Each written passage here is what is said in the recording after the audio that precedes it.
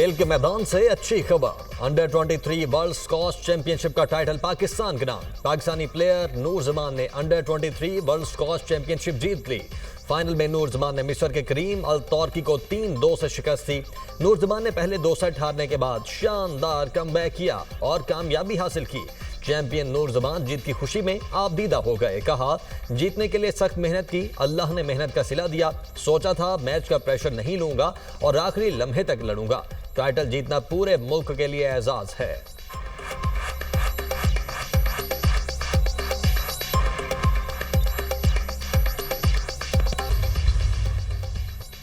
सदर ममलिकत और वज़ीर आज़म की नूर जमां को चैंपियनशिप जीतने पर मुबारकबाद। सदर आसिफ अली जरदारी ने कहा, नूर जमां ने बेहतरीन खेल पेश किया, स्क्वाश के खेल में पाकिस्तान का नाम रोशन किया। वज़ीर आज़म शहबाज शरीफ का अंडर 23 वर्ल्ड स्क्वाश चैंपियनशिप जीतने पर नूर जमां को खराज तहसीन।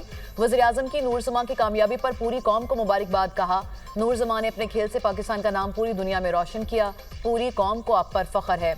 इंशाअल्लाह पाकिस्तान स्क्वाश के मैदान में अपना खोया हुआ मुकाम दोबारा हासिल करेगा। वज़ीर आला सिंध मुराद अली शाह की भी नूर जमां को मुबारकबाद। स्क्वाश चैंपियनशिप की इख्तितामी तकरीब से खिताब में कहा, मुकाबला इंतहाई दिलचस्प था, देखने में बड़ा लुत्फ आया। नूर जमां ने बड़ी महारत से खेला और जीत अपने नाम की। उम्मीद है जल्द पाकिस्तान में एक और जहांगीर खान तैयार होगा। हमारे नौजवान खिलाड़ी इसी लगन को बरकरार रखते हुए मुल्क का नाम रोशन करते रहेंगे। चेयरमैन पीसीबी मोहसिन नकवी की भी नूर जमां को मुबारकबाद। कहा, वेल डन नूर जमां, कौम को आप पर फख्र है।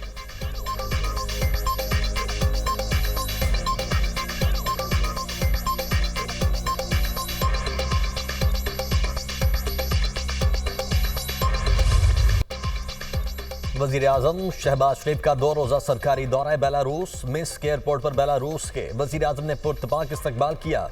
बेलारूस में पाकिस्तानी सफारत खाने के हुकाम भी इस्तकबाल के लिए मौजूद थे। वज़ीर आज़म शहबाज शरीफ का मिन्स्क के विक्ट्री स्क्वायर का दौरा। वज़ीर आज़म ने यादगार पर फूल रखे। विक्ट्री स्क्वायर पर पहुंचने पर मिन्स्क शहर के मेयर ने वज़ीर आज़म का इस्तकबाल किया। वज़ीर खारिजा इसहाक डार, वज़ीर इत्तलात अता तारड़ और मुआवने खुसूसी तारिक फातमी भी हमराह थे। नवाज शरीफ और वज़ीर आला पंजाब मरियम नवाज भी वज़ीर आज़म के हमराह। दौरे के दौरान दोनों मुमालिक के दरमियान मुतअद्दिद मुआहिदों पर दस्तखत किए जाएंगे। वज़ीर आज़म का दौरा बेलारूस और पाकिस्तान के दरमियान मजबूत और मुसलसल शराकत दारी का आगाज है।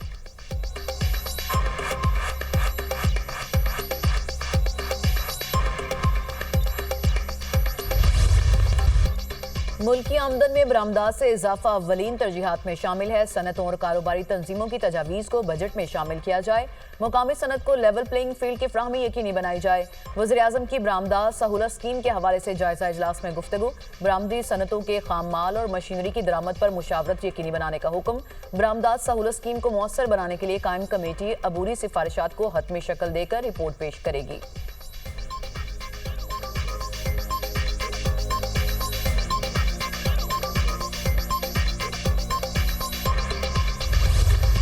बिजली सारिफीन के लिए अच्छी खबर। बिजली की फी यूनिट कीमतों में ₹1.71 कमी कर दी गई। कमी का इतलाक के इलेक्ट्रिक समेत मुल्क भर के तमाम सारिफीन पर होगा। नेपरा अथॉरिटी ने अपना तहरीरी फैसला जारी कर दिया। विफाकी हुकूमत ने बिजली की कीमतों में कमी से मुतल्लिक दरख्वास्त दायर की थी।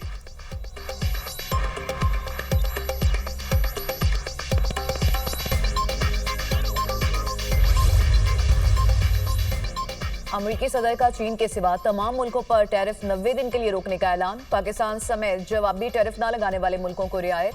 वाशिंगटन ने चीन पर टैरिफ की शरह 125% तक बढ़ा दी। अमरीकी सदर डोनाल्ड ट्रंप का कहना है कि मुख्तसर वक्त के लिए टैरिफ को वापस लिया। जो ममालिक जवाबी टैरिफ नहीं लगा रहे उनके लिए रियायत का ऐलान किया गया। टैरिफ पर हर कोई डील करना चाहता है। चीन पर टैरिफ फौरी तौर पर नाफिजुल अमल होगा। बीजिंग के साथ भी डील हो सकती है।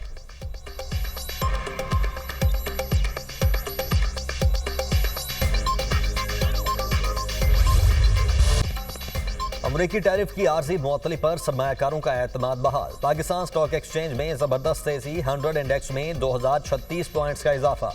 1,16,189 पॉइंट्स पर बंद हुआ। इंटरबैंक में डॉलर 22 पैसे सस्ता $280.56 का हो गया। सोने की कीमत में बड़ा इजाफा। तमाम रिकॉर्ड तोड़ दिए। फी तोला सोना $7,800 महंगा $3,28,800 का हो गया।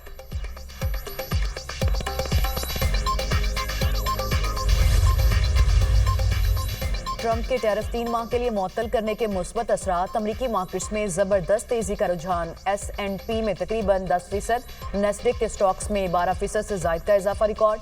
जापानी मार्केट में भी जबरदस्त तेजी देखी गई। निकी 225 के स्टॉक्स में 9.12% इजाफा। हांगकांग की होंग सेंग मार्केट में भी तकरीबन 2.5% का इजाफा रिकॉर्ड। चीन की शंघाई SE कंपोजिट इंडेक्स में भी तेजी। यूरोपीय मार्केट्स में भी तेजी का रुझान। टैरिफ की आर्जी मुअत्तली से तेल की आलमी कीमतों में उतार चढ़ाव। WTI 0.96% कम होकर $61.76 फी बैरल पर आ गया। ब्रेंट खाम तेल की कीमत 1.10% कमी से $64.46 पर ट्रेड। अमेरिकी सदर डोनाल्ड ट्रंप की नई टैरिफ पॉलिसी के नफाज के बाद से ऑयल मार्केट में भी मंदी का रुझान देखा जा रहा है। इस्राएली जारहियत के खिलाफ फलस्तीनियों का साथ देना मुसलमानों पर फर्ज है। फलस्तीन के मामले पर पूरी कौम मुत्तहिद है। कॉन्फ्रेंस का एलामिया पूरी उम्मत मुस्लिमा के लिए है। इस्राइल एक रियासती दहशतगर्द है। गजा में बर्बरियत का सिलसिला जारी है। हम अपने फलस्तीनी भाइयों के शाना बशाना खड़े हैं। सरबराह JUI मौलाना फजलुर रहमान का कौमी फलस्तीन कॉन्फ्रेंस से खिताब। मुफ्ती तकी उस्मानी ने खिताब में कहा, गजा में जंगबंदी मुआहदे के बावजूद बमबारी जारी है। इसराइल को आलमी कवानीन की कदर नहीं। फलस्तीन की आज़ादी के लिए जहाद अब फर्ज हो चुका है। अहले फलस्तीन की जानी और माली मदद उम्मत मुस्लिमा पर फर्ज है। मजलिस इत्तेहाद उम्मत के ज़रिए एहतमाम कौमी फ़लस्तीन कॉन्फ्रेंस का एलामिया जारी। कॉन्फ्रेंस के शुराका का आइंदा जुमातुल मुबारक यौम मज़लूम व महसूरीन फ़लस्तीन के तौर पर बनाने का फैसला। गैर मशरूत जंगबंदी तक इसराइल के साथ ताल्लुकात कायम करने वाले ममालिक से सिफारती ताल्लुकात ख़त्म किए जाएँ। कॉन्फ्रेंस के शुराका का सलामती काउंसिल का फौरी इजलास तलब करने का मुतालबा।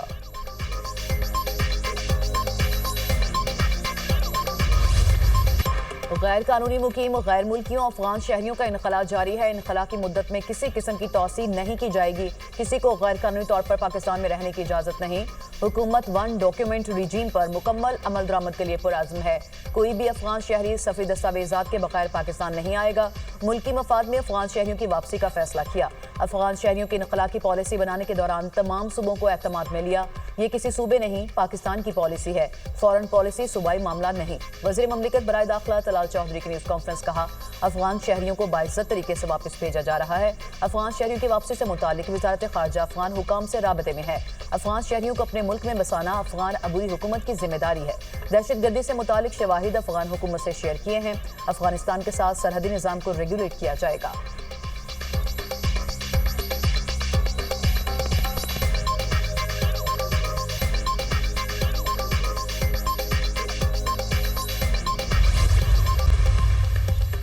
सूबाई वज़रा और तर्जुमान बलोचिस्तान हुकूमत की अख्तर बेंगल के बयानात की मजम्मत। रुकने बलोचिस्तान असम्बली अली मदद जतक का कहना है कि अख्तर बेंगल की पीपल्स पार्टी पर तनकीद किसी सूरत काबिल कबूल नहीं।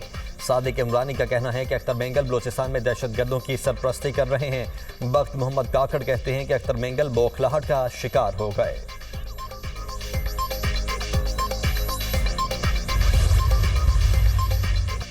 हुकूमत से मुज़ाकरात के लिए कोई कमेटी बनाने की हिदायत नहीं मिली। PTI के पास हर रास्ता खुला है। बानी ने कभी ये नहीं कहा मुज़ाहमत का रास्ता बंद किया जाए।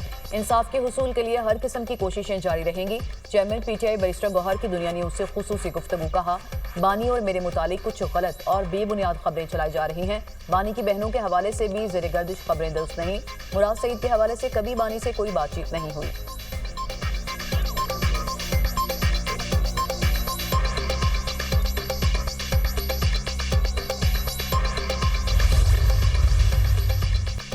पाकिस्तान कभी इतना आइसोलेट नहीं था जितना आज है। हुकूमत हटाई गई तो सबसे पहला इल्जाम लगा पाकिस्तान दुनिया में तन्हा हो रहा है।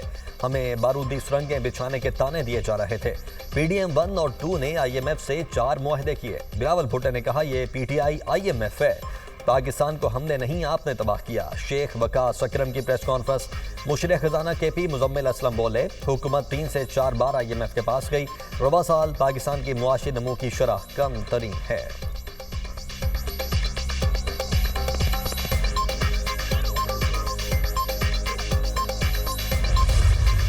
आजम खान स्वाति साहब हमारे पार्टी के मुअज़्ज़ज़ बुजुर्ग हैं और उनकी मीटिंग वज़ीर आज़म इमरान खान साहब से हुई थी। मैं क्योंकि उस मीटिंग में था नहीं और मेरी मुलाकात भी उनसे नहीं हुई है।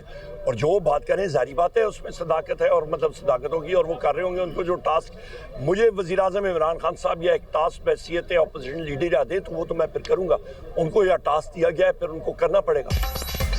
बानी पीटीआई की क़यादत में पार्टी मुत्तहिद है। नून लीग और पीपल्स पार्टी का तहरीक इंसाफ के अंदरूनी मामला से क्या लेना देना। आजम सवाती पार्टी के मुअज़्ज़ज़ रुकन हैं, उन्होंने जो कहा सच होगा। हुकूमत खुद कहती है बानी पीटीआई माफी मांगे, इसका मतलब है कि उन पर सियासी केसेस हैं। उमर अयूब की मीडिया टॉक। 4 अक्टूबर के एहतजाज पर मुकदमात में अपोजिशन लीडर उमर अयूब की तमाम 9 केसेस में जमानत कन्फर्म। तफ्तीशी की जानिब से रिकॉर्ड पेश न करने पर अदालत का बरहमी का इजहार। जज अबुल हसनात मोहम्मद जुल्करनैन ने कहा, ये नवाबों की तरह आते हैं, मैं इनका मुलाजिम नहीं हूँ।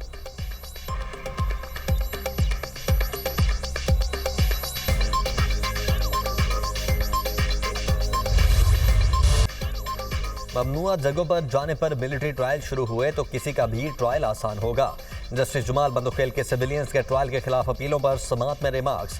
ममनुआ जगहों में कौन कौन सी जगहें आती हैं, इसकी तारीफ पढ़ दें। जस्टिस मोहम्मद अली बसर का मुकालमा। वजारत दिफा के वकील ख्वाजा हारिस ने जवाब दिया, ऐसा तब होगा जहां किसी इलाके को ममनुआ करार देते हुए उसे नोटिफाई किया गया हो। जस्टिस जमाल खान बंदुखेल ने इस्तफसार किया, आम अदालतों में ट्रायल क्यों नहीं चलते? क्या मिलिट्री कोर्ट्स में ज्यादा सजाएं होती हैं, इसलिए केसेस जाते हैं? वकील ख्वाजा हारिस ने कहा, आइन कहता है मिलिट्री ट्रायल को बुनियादी हुकूक के तनाजुर में नहीं जांचा जा सकता। हम आइन के पाबंद हैं। केस की सुमात 15 अप्रैल तक मुलतवी।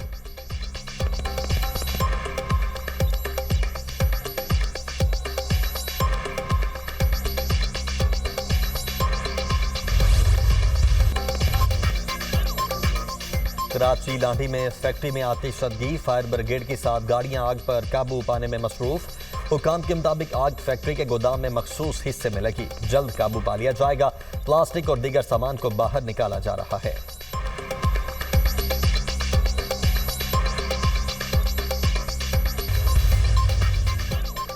गर्मी का जोर, मुल्क के मुख्तलिफ इलाकों में पारा बढ़ने लगा। दादू और शहीद बेनजीराबाद में पारा 45 डिग्री को छू गया।